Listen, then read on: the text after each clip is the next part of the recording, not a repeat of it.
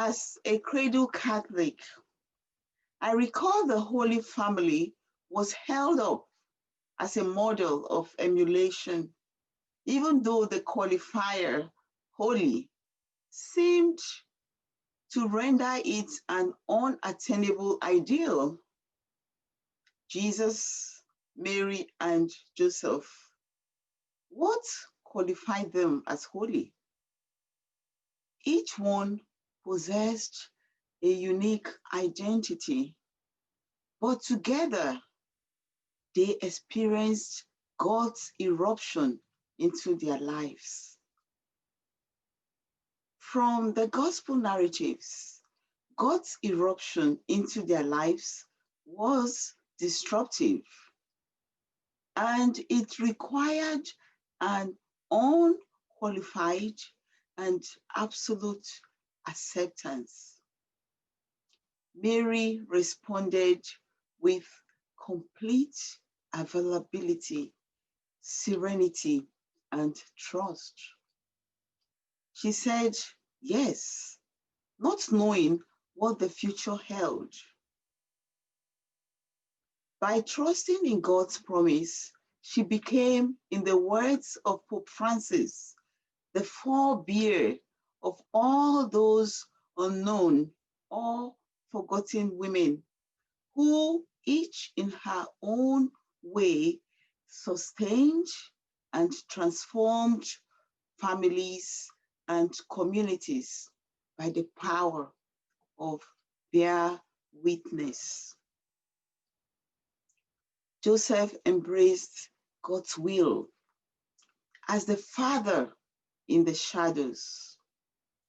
As Francis described him in Patris Corde, who exemplifies the love, courage, creativity, tenderness, acceptance, and hard work of a beloved father for his family.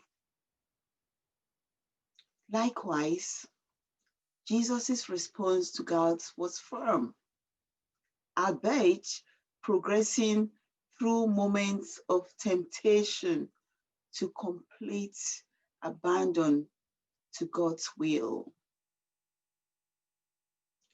Opening their hearts to God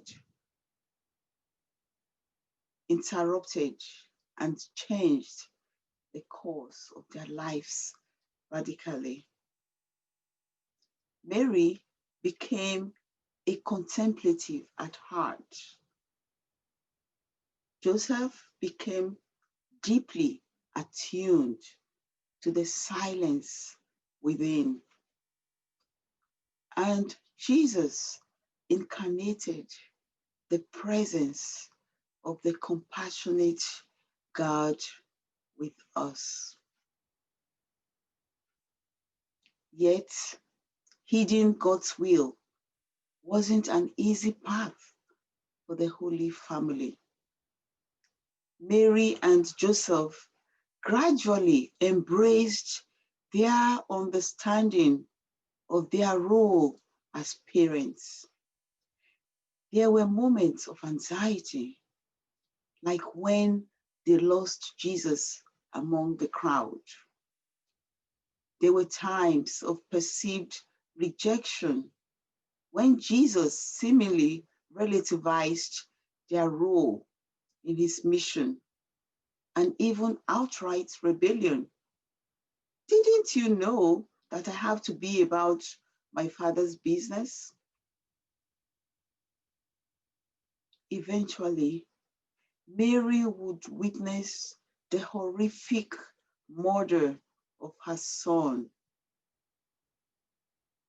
Those moments revealed the conviction of Mary and Joseph that theirs was a journey of faith, hope, and love.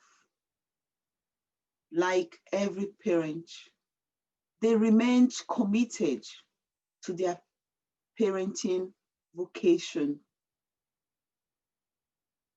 celebrating its joys and hopes, embracing its pain and anxiety, Their example of holiness isn't ethereal, it is born of their interior freedom and radical commitment to their role as parents, even in the face of difficulties and challenges.